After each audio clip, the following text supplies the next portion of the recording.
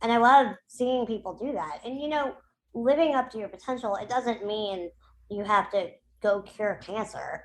You could just mentor some kids, or be a good mom, or help a friend in need, or take care of a sick relative, or whatever it is. It doesn't have to be something that changes the entire world. It could just change one person, and that's enough. This is Unconditioning, Discovering the Voice Within, with Whitney and Jenkins. Hello, and welcome to the 45th episode of Unconditioning, Discovering the Voice Within, where I bring on guests and we talk about the inner authentic voice and the challenges and the rewards that come from following it. This week, I have with me Katherine Klimitas. She is a New Orleans-based artist and designer who sold her first watercolor at the age of 10.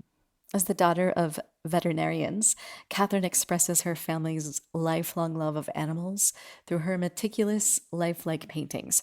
She earned a BA from Loyola University in 2011, and today, at the age of 33, she runs her multifaceted business, KAK Art Designs, from home. And when clients learn that Katherine has osteogenesis imperfecta, also known as brittle bone disease, are captivated by her unique perspective. She and her parents stopped counting her broken bones at 500 at the age of 10. She's 2 feet 7 inches tall. She gets around an electric wheelchair, and she creates all of her art, jewelry, and her commercial graphic design work while lying on her side. Katherine's story is incredibly inspiring, and I'm so happy that I was able to have this conversation with her and share her story and her quest for helping people to live up to their fullest potential, because she surely does. So, without further ado, here is my conversation with Katherine. We covered extreme heat. Yes, yes. So, you have quite a story, and in order to get where you are in your life, there was a lot of things that you had to go through and accomplish to get to where you are. So, one of the first things that I like to ask my guests is, when we're talking about the inner authentic voice and intuition, when was the first time that you realized that you had this inner voice of your own, that you could identify it as something that was truly yours and it was coming from you? Hmm. That's a really interesting question, and one I don't think I've ever really thought about, actually. Uh, I had this conversation with somebody not long ago about there are people who don't hear themselves in their head, like they Mhm. don't talk to themselves in their head. And I've never been one of those people. Like, I always hear myself in my head, and maybe that makes me completely crazy. I don't know. Um, but that is normal, for me. I guess I don't know. It's hard to say when, because I feel like we're always influenced by our environment Right. and by our families, and the people around us, and what's happening and what's going on. Um, but I don't know that that inner voice has ever been anybody but me. Like, it's always been influenced by other things. Like, okay, your mom really wouldn't want you doing this. Or, do, what do you think is really the right thing to do here? Um, Based on what's going on around me. But it's always pretty much been me. I had parents that taught me to be very independent. And Mhm. so, I mean, even as a kid, you know, I I heard myself in my head.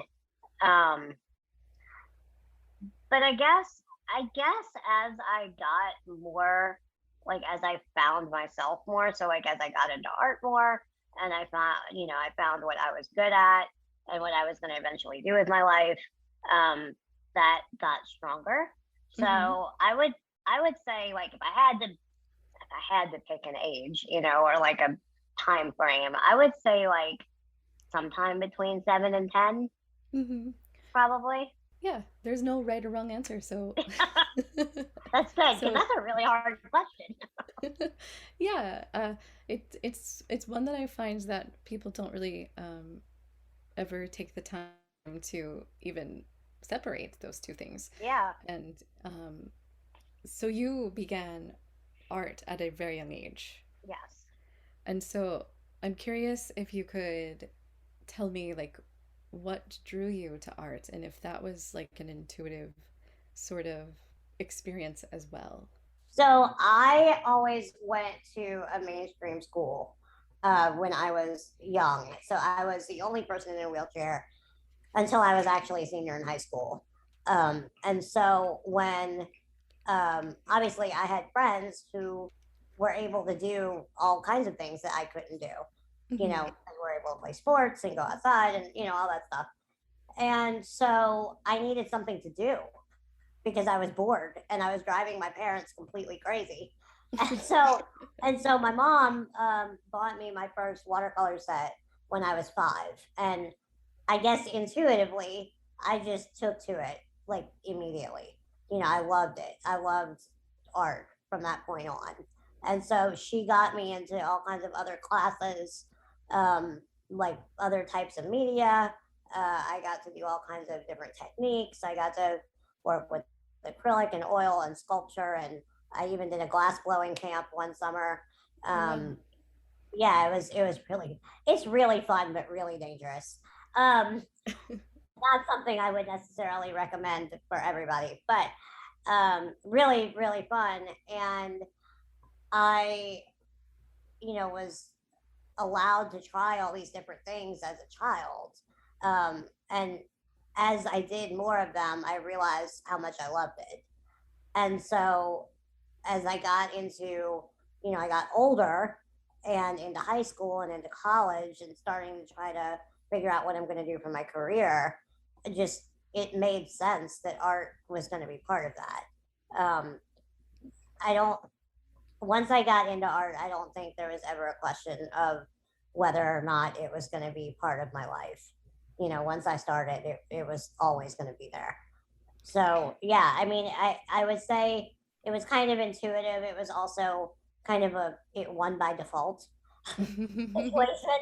Um, and I mean, of course, I could have gone into, I don't know, whatever and done computer work.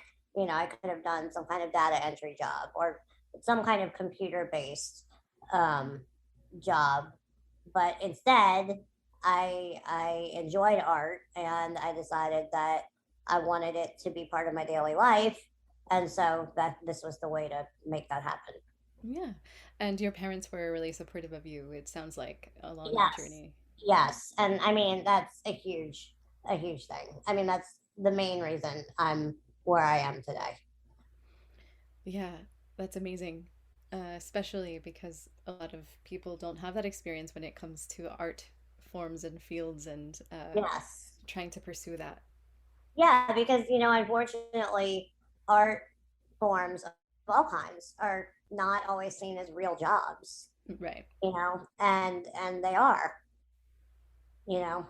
So yeah, I'm fortunate that my parents always looked at it as a real job. Now granted, like you can be an artist but not a working artist. I mean, there is a line, where you're not selling your work and it's not, you're not actually making money as an artist. However, there are certainly artists that make lots of money and work really hard. Yes. And you sold your first watercolor painting at a really young age, I feel like. Yes, Yeah. I was 10 when I sold my first painting.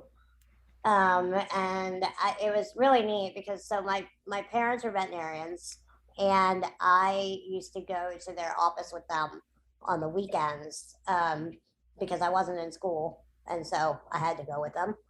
And again, I was really bored, so I would sit in their waiting room or their treatment area and paint the animals while they were waiting for their appointment. And at some point, around, I don't know, between the age of like 10 and 13 or 14, my parents' clients started paying me to do that. I would do it and they'd say, oh, here's $20. Can I have it? Or whatever. And eventually that amount increased. Mm-hmm. And I realized, like, ooh, this could really work. Like, I really like making money. My friends weren't doing that. My friends weren't making money as a 10-year-old, you Right. know? And so that was really cool. And that definitely solidified the deal for me. Yeah. Yeah, it sounds like you were able to find your own self-value within the art Definitely. when you weren't able to do things that your friends were doing necessarily, but you were able to find something that you connected with.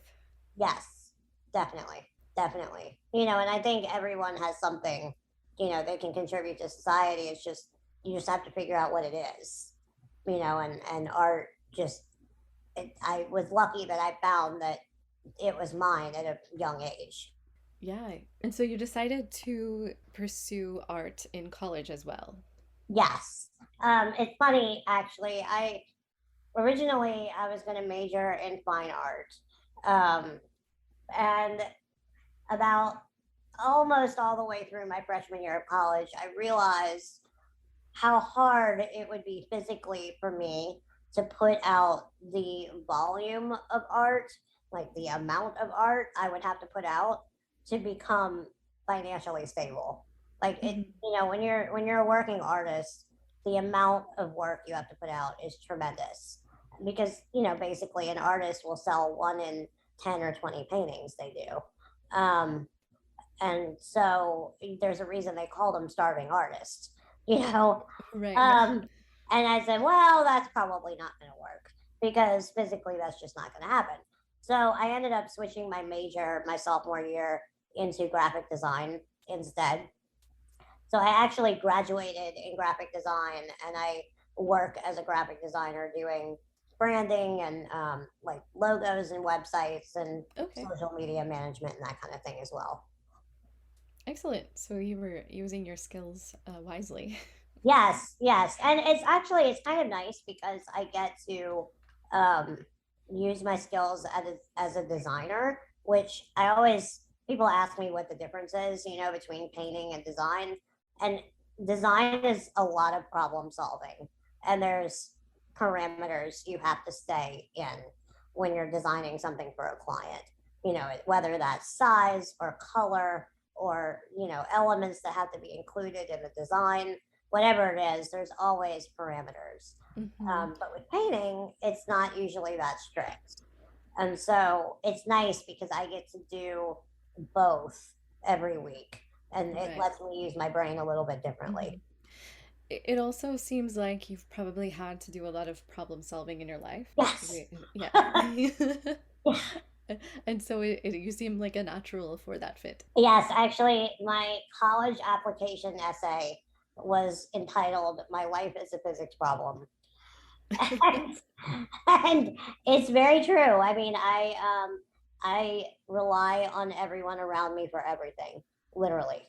I rely on everyone around me to live. So, yeah, it's a lot of problem solving. Would you like to share with the guests just like the condition that you have and what all Yeah, that entails? Yeah. sure, sure. So I have a genetic bone disease called osteogenesis imperfecta, which is also known as brittle bone disease. A little more simple, um, and it basically means that my bones grow abnormally and they break easily. So I'm actually only 2 foot 7 inches tall, and I use an electric wheelchair to get around. I usually have an aide with me all the time to help me do all of my daily activities, like Hmm. going to the bathroom and getting food and doing the things I need to do to run my business, um, things like that. And yeah, it's different. I break bones really easily, so I deal with a lot of physical pain. You know, some days more than others, but every day, like I have pain. It's not. Hmm. It's not something that goes away. Um, I people ask me how many bones I've broken, and we stopped counting around 500 when I was 10. So a lot is the short answer. Wow. Yeah, Yeah. a lot. It when when you hit puberty, when you have this disease, the rate of breakage goes down a lot. So Mm. I broke a lot more when I was young. However, there are still days where if I'm in the wrong position and I sneeze, I break a rib. I mean, Wow. that does still happen. Certainly not as often as it used to, but it does still happen. So, like, the people who move me around have to pay attention to how they're moving me, and I have to pay attention to how I'm moving myself. And yeah, I mean, it can be complicated sometimes. Yeah. Yeah. I can't imagine, but it sounds like you have a pretty positive attitude about accepting this in your life. Yeah, well, it's my normal. It's Mm-hmm. not my parents found out I had this disease 2 weeks before I was born. And so, I mean, I've never known any different. Right. I've never known how to walk or anything like that. And so, for me, I mean, it is my life. I mean, it is what it is. Um, it's not like when there's a person who is able bodied, and they've been able bodied for however long, and then they're in some kind of accident, and all of a sudden they're a quadriplegic. Right. It's not like that. Mm-hmm. Those are the people that I always feel for because I can't imagine knowing what that's like and then not all of a sudden never being able to do it again. Like that, I feel like that would be much harder. Um, so yeah, I mean, I've learned from experience. I've just learned how to function over the years. Yeah, and I would love to connect this to your process as an artist as well, because I feel like you must have come up with some techniques and certain things within your process to adapt Yeah. to, yeah.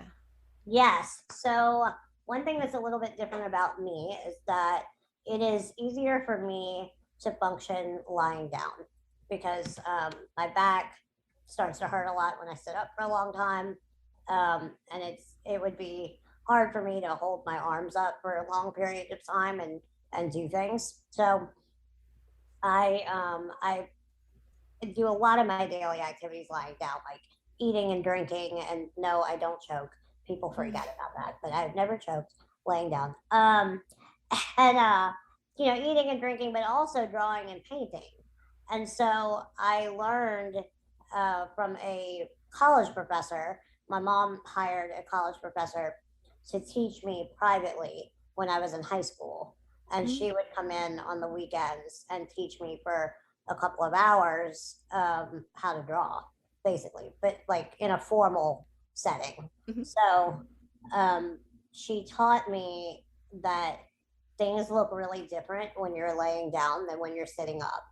And so before I started working with her, if I looked like if I had a vase of flowers in front of me and I looked at it to draw it would come out totally crooked because I thought that's how it looked. I that's what I thought I was seeing, but it's not.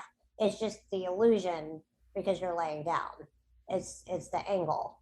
And so she taught me how to compensate for that. That's And interesting. yeah, and so she would actually lay on the floor with me and see what I was seeing and then teach me how to change what I was drawing um, to make it, accurate. and and as much as I hated it because it was very frustrating to have to learn that. And she would make me draw perfect circles without a compass, and straight lines without a ruler, and that's really hard to do if you've never tried to do it. And she'd make me do it over and over and over for 2 hours. Oh, wow. Yeah, yeah, and I really hated it. But Hmm. it helped me cross over from art as a hobby into art as a career Hmm. because there are artists that draw things crooked or they have that whimsical aspect to their work, Hmm. and that's fine because they're doing that on purpose, but Right. I was not doing that on purpose. I was doing that because I didn't know any better you know So if you're adding, a crooked portrayal just because you want to, that's okay. But if you're doing it because it's just you don't know any better, then that's not as okay. Yeah, so you were learning some tools so that you could be more Right. expansive in your work. Exactly. Yeah, Exactly. and also probably give a unique perspective to pieces that need that perspective because you're able to go back to the roots of where you started. Yes, definitely. Definitely. Yeah. It's interesting. I look at some of my work from, when I was really young, and I'm like, oh my God, I have changed so much. you know? Um, but that's okay. I mean, that's all artists do that. All Well, artists. I think that's an incredible sign of progress too, because Yeah, if we don't evolve as artists, then what are we doing? exactly. Exactly. What are your inspirations for art? Do you have a, a process or how do you come about like an idea? My inspiration usually comes from watching other people doing. So normally when I haven't painted for a while, or I just haven't felt like, working on a project or whatever, if I see another artist working on something, that makes me want to do it, Mhm. usually. Also, I draw a lot of my inspiration from photographs too. There's a few photographers that I follow on social media, and that are that they do animal photography, especially. And I mean, they have incredible photos. And so when I see those photos, I'm like, ooh, that would make a great painting, and then it makes me want to do that. So yeah, people ask me if I have a favorite artist or a favorite, somebody I draw inspiration from all the time, and no, not really. It's usually watching people succeed in their own art is what makes me want to do my own. Yeah, so sort of an inspiration of motivation. Yeah, Yeah. definitely. Yeah. And I think that you are a speaker also. I am. And so you're able to motivate others and be inspiring to other people. Well, I try to be. I try to be. Yeah, I mean, I think that um, people don't generally get to see or hear a perspective like mine, because Mhm. it is very different. I mean, this disease is not, it's not very common, and it varies a lot. The severity of the disease can vary a lot, and so my my type is one of the most severe, so it's even less common. And I think it's good for people to hear, like, even though I have physical challenges and I deal with a very different lifestyle every day, I still contribute. I still do something with my life, and Right. I think that's good for to motivate people to do something with their own lives. Um, because it drives me completely crazy when I see someone who has so much potential and they just don't get up and use it, Hmm. and that drives me so crazy. Yeah, you mentioned earlier about finding a way to contribute to society. Hmm. And that's something that I think about a lot too, as a creative and an artist. And I was wondering if you would like to expand on that and what your thoughts are like in the current state of how things are and how we can maybe.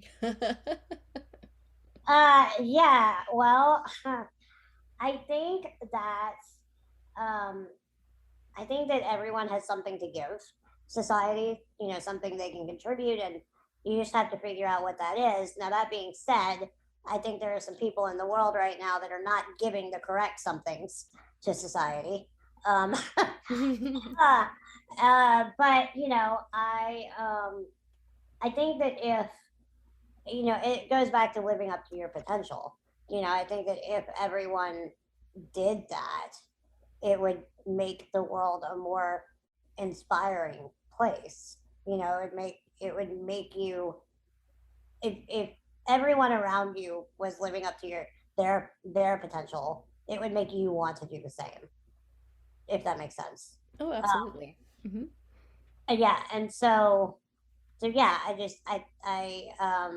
and I love seeing people do that. And living up to your potential, it doesn't mean you have to go cure cancer. You could just mentor some kids, or be a good mom, or help a friend in need, or take care of a sick relative, or whatever it is. It doesn't have to be something that changes the entire world. It could just change one person, and that's enough. you Yeah, know and in the process of changing one person, you are changing the entire world, in my exactly, opinion. Yeah, exactly, because of course it's a chain reaction. absolutely. We need more of this right now. Definitely. Most definitely. Yeah. So, what are your hopes for your art in the future, and where would you like that to go? I always, my big goal, like my main goal, is always that my art makes people happy. I mean, that's kind of my big abstract kind of goal.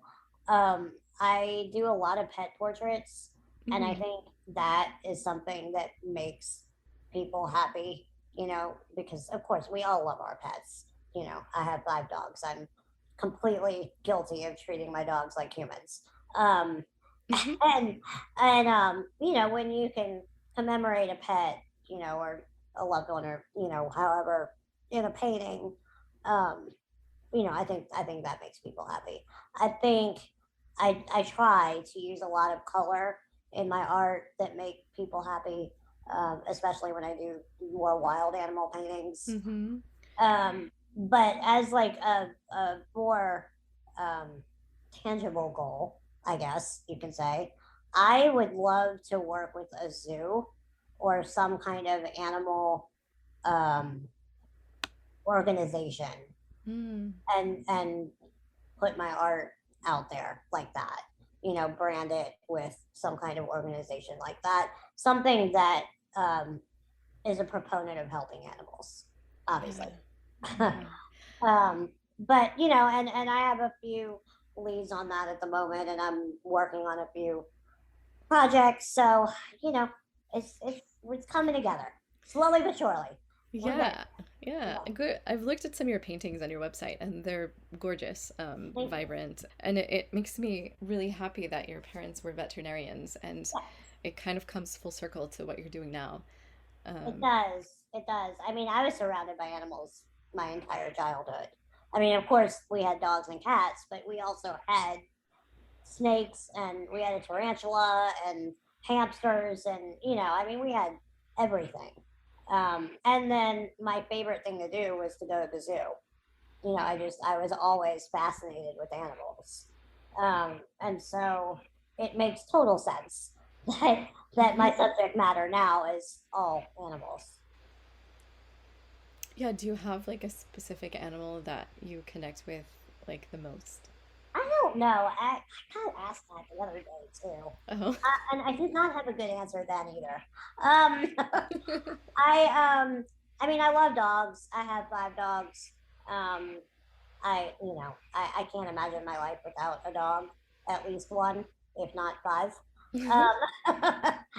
Um, I don't know that I have a specific animal I connect with. I One of the things I always try to do in my art is put a little bit of the personality or the soul of the animal into its Hmm. eyes. Um, that's kind of my mark on my painting is the eyes, and so I feel like every animal is special. And I try to connect with each one individually. So I don't know that I could choose a favorite. Um, I think there's something special about all of them. Yeah, that's probably why you're really good at the pet portraits too, and being able to translate that onto like a canvas and something that really is valuable and special to the pet owners. Yeah, yeah, I think so. And I try, and I think I feel like sometimes they're better than other times, but most of the time, everybody loves them. So that's all that matters. It's good. So you said that like the eyes are what is kind of like your trademark or your mark on your paintings. So what is your process of achieving that? Is there a way for you to explain? I don't know how I could explain that. It's a lot. I usually paint from photographs, whether it's a wild animal or a pet portrait. I usually paint from photographs, and I mean, it's a lot of like just studying the photograph. Mhm. I sit there and really look at the photograph, and it goes back to what I was taught by that college professor about, draw what's in front of you, draw what's Yeah. there. And so that's literally what I try to do, is Yeah. to draw what's there. And of course, it's a painting, right? So I always try to take a little bit of artistic license where I can. But when it's a pet portrait, it's harder to take artistic license because it needs to look like that specific dog or that specific cat. Hmm. Um, because that's what the person is requesting.